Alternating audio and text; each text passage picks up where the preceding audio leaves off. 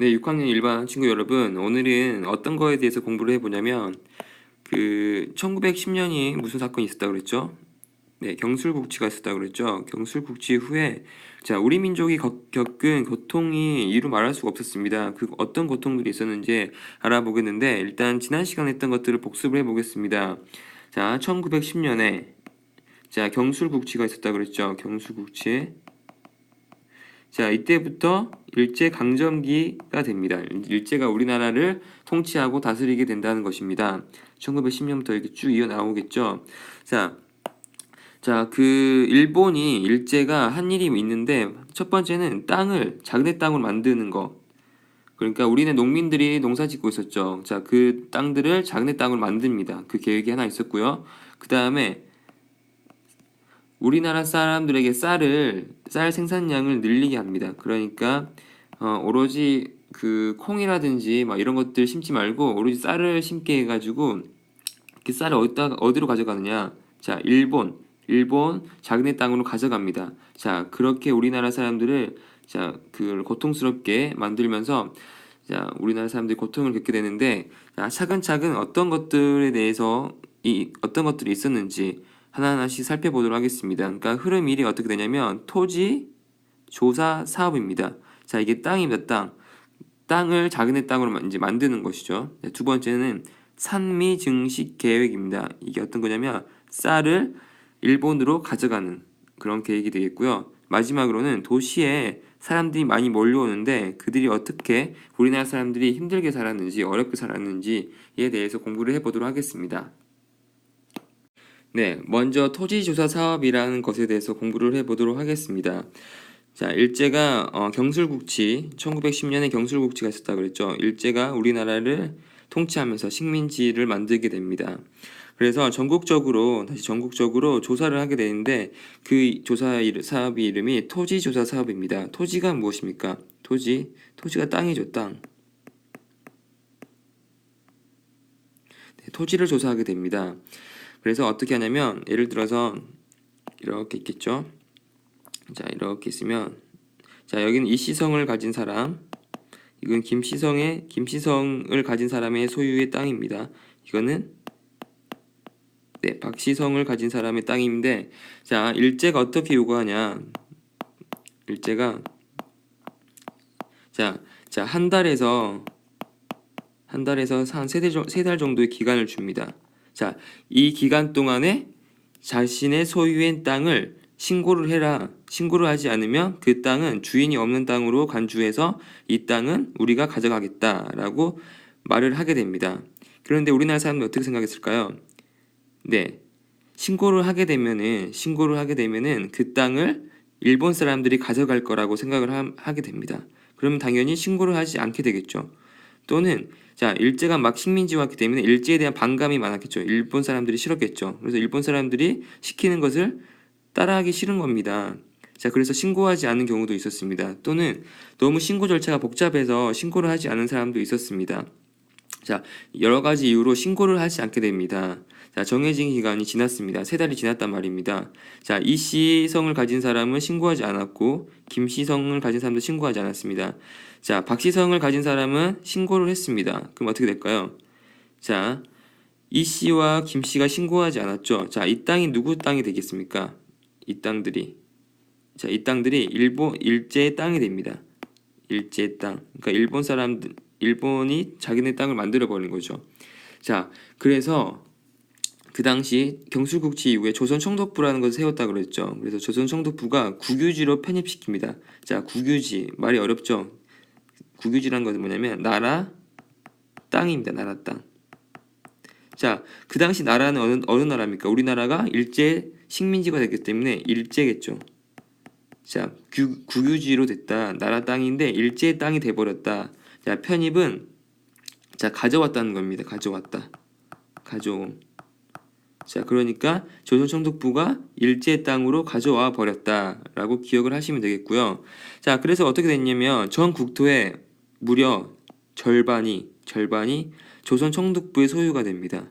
그러니까 우리가 농민들이 대대로 조상 대대로 농사 지었던 땅들이 있죠. 그 땅들을 신고하지 않으니까 신고하지 않은 땅들은 주인 없는 땅으로 간주를 하고 조선총독부가 가져갔는데 그 땅의 양이 절반이었다는 것입니다.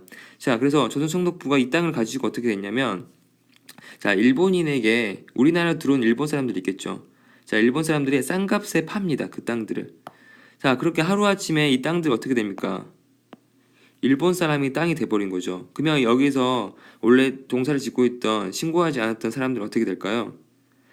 네, 불행하게도 비싼 토지 사용료를 일본 사람들에게 내고 돈을 내고 농사를 지을 수밖에 없었습니다. 자, 그러니까 한순간에 땅 주인이 바뀌어버린 거죠.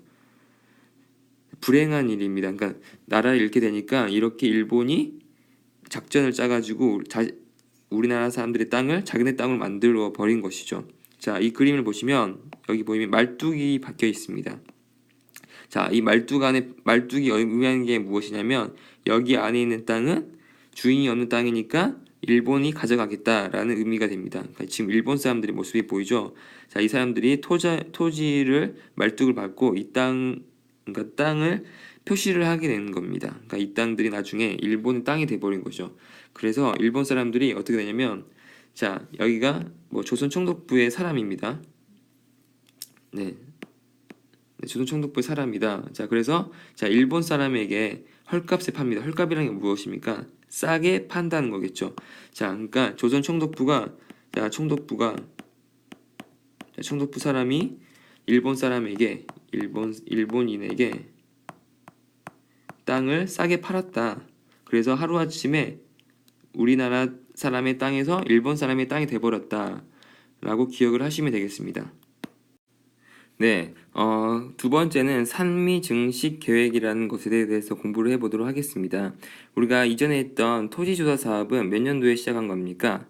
네, 경술국지가 시작한 1910년대 토지조사 사업을 실시하여서 우리나라 농민들의 농토를 일제가 강제로 가져가 버렸다라고 여러분이 배웠을 것입니다. 이번에 말하는 산미증식 계획은 1920년대, 그러니까 경술국치가 시작하고 10년이 지나고 나서 산미증식 계획이라는 것이 실시가 됩니다. 자, 산미증식 계획이 무엇이냐면, 자, 뜻풀이를 해볼게요. 산은 생산입니다. 생산하다. 생산. 자, 미는 뭘까요? 네, 미는 쌀입니다. 쌀. 자, 증식은 뭘까요? 늘리다 라는 뜻입니다. 그러니까 산미증식은 쌀의 생산은 늘리는 것을 의미를 하는데, 자, 한국에서 일제가 요구를 합니다. 한국에서 쌀의 생산량을 늘리도록 하는데, 늘리려면 어떻게 할까요? 기존의 노는 그대로 두고 원래 밭으로 사용하였던, 그러니까 뭐 콩이라든지 뭐 팥이라든지 밀이라든지 이런 것들은 밭에서 나겠죠. 자, 이런 밭에서 밭을 논으로 바꾸게 합니다. 그래서 오로지 쌀을 생산량을 늘리게 하는 거죠. 자, 쌀의 생산량을 늘리게 하는 건 좋습니다. 쌀의 생산을 늘리면 양식이 많아져서 우리나라 사람들이 편하게 살겠죠. 자, 문제는 우리나라 사람들이 혜택을 보는 것이 아니라 그 쌀들이 다 어디로 가느냐?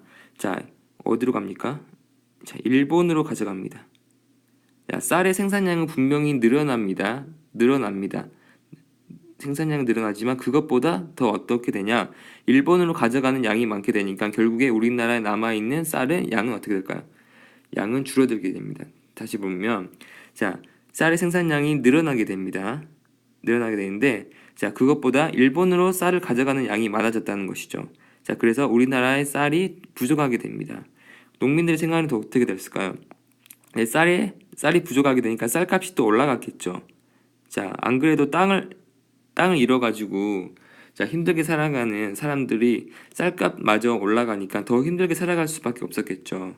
자, 그래서 산미증식 계획은 우리나라 사람들을 더 힘들게 하는 그런 것이었다라고 기억을 하시면 되겠고, 밑에 사진을 보시면, 자, 이게 무엇일까요? 네, 쌀입니다. 쌀이 이렇게 쌓여져 있을까요? 네, 어디로 가져가려고? 네, 일본으로 가져가기 위해서 쌓아놨습니다. 자, 일본으로 가져가기 위해서 쌓아놓은 항구의 모습입니다. 그 당시 일본을 가기 위해서는 배를 타고 갔겠죠. 배에 쌀을 가득 실어가지고, 자, 우리나라 쌀을 일본으로 가져갔다는 것입니다. 네, 마지막으로는 도시에서 힘겹게 살아갔던 사람들의 모습에 대해서 알아보도록 하겠습니다. 자, 1910년대 토지수사 사업을 통해서 자신이 경작하고 있었던 농사 짓고 있던 땅을 일본 사람들에게 빼앗겼다 그랬죠. 1920년대에는 산미 증식 계획으로 인해서 우리나라에 쌀이 부족하게 되고 쌀값이 올라가게 되니까 더 쌀을 구하기가 힘들었겠죠. 자, 그렇게 힘들게 살아가는데 도시로 살아가는 사람들은 어떻게 살았냐면, 자, 일본인의 회사에 이제 취업을 하게 되죠. 자, 그래서 돈을 많이 받냐? 그것도 아닙니다. 적은 임금을 받으면서 일을 하게 되는데 무려 몇 시간 이상씩 일을 하게 되냐면 12시간 이상 일합니다. 그러니까 아침에 7시에 출근해서 밤 7시에 퇴근을 하는 거죠. 굉장한 막노동에 다시 힘든 노동을 하면서 살아갔던 것입니다. 그 다음에 자, 일본인 회사에 취업한 사람들은 다행인데, 자, 그렇지 못한 사람은 어떻게 될까요? 날품을 팝니다. 날품이라는 건 뭐냐면 하루하루 일해서 그 돈을 받고 살아가는 사람들인데, 예를 들어서 뭐 지게로 이제 어떤 사람들 심부름 시키겠죠. 뭐 이것도 어디에서 어디까지 옮겨달라, 지게를 가지고 그러면 돈을 주겠다라고 하면서 이제 이제 지게로 심부름을 한다든지 아니면 뭐 집신을 만든다든지, 그러니까 하루하루 날품을 판다고 합니다. 하루하루 먹고 사는 거죠. 하루하루 일해서 돈을 받는 겁니다. 그게 날품을 파는 거고, 자, 또 그렇지도 못하면 거지가 되는 거죠. 국어를 하며 살아갑니다. 누구한테? 일본 사람들이 국어를 하는 거죠. 아니면 친일파들한테. 자, 그렇게 살았고, 자, 집이 어떠냐?